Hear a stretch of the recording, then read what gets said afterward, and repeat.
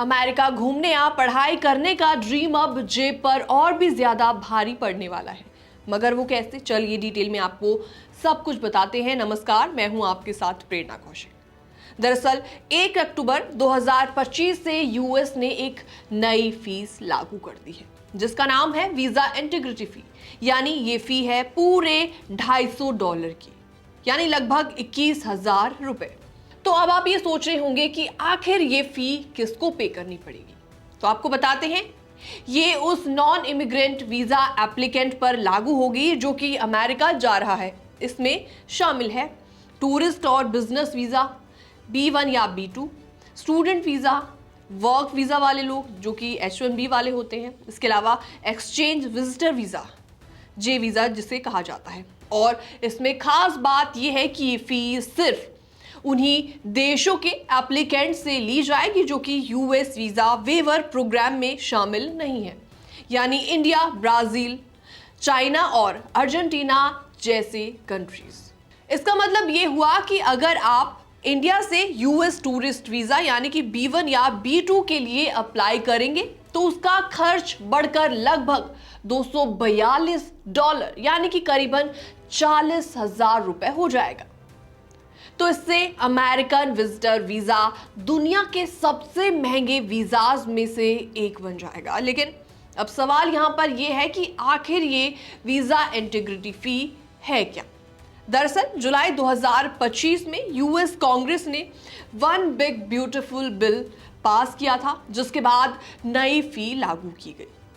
इसका मकसद है वीजा प्रोसेस को और भी ज्यादा सख्त बनाना, स्ट्रिक्ट बनाना और एप्लीकेंट्स की वेटिंग यानी कि बैकग्राउंड चेकिंग को और भी ज्यादा स्ट्रॉन्ग करना।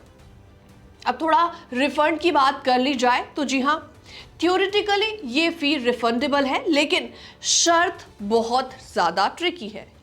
जैसे अगर कोई व्यक्ति अपने वीजा की एक्सपायरी के 5 दिनों के अंदर अंदर यूएस छोड़ देता है और उसने ना तो एक्सटेंशन मांगी हो और ना ही स्टेटस बदला हो तो उसको रिफंड मिल सकता है। लेकिन स्टूडेंट्स और प्रोफेशनल्स के लिए ये प्रोसेस आसान नहीं होगा।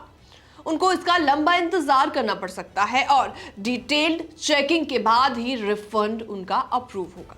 अब आते हैं इम्पैक्ट पर। तो ऐसे में कांग्रेशनल बजट ऑफिस का कहना है कि इस फी से यूएस को हर साल लगभग $2.7 बिलियन की एक्स्ट्रा कमाई होगी। यानी रिसर्च का मानना है कि ये स्टेप उल्टा पड़ सकता है। टूरिस्ट इकोनॉमिक्स के एक स्टडी के मुताबिक इस फी की वजह से करीबन 5.4% विजिटर्स यूएस ट्रैवल से पीछे हट जाएंगे। ये लगभग 1 मिलियन यानी कि 10 लाख ट्रिप्स कम होने जैसा है। और इसका मतलब ये होगा कि करीबन $29 बिलियन का नुकसान टूरिज्म स्पेंडिंग में होगा और साथ ही साथ जॉब्स और टैक्स रेवेन्यू पर भी इसका बहुत बड़ा असर पड़ेगा। तो साफ है यूएस जाना अब आसान नहीं रह गया, खास तौर पर हमारे जैसे देशों के लिए जो कि वेकेशंस या फिर हायर एजुकेशंस का प्लान बना रहे हैं। उन्हें अब ज्यादा पैसे पे करने पड़ेंगे और रिफंड की उम्मीद भी इसमें बहुत ज्यादा अनसर्टेन है क्योंकि इसमें काफी ज्यादा कंडीशंस भी लगा दी गई हैं।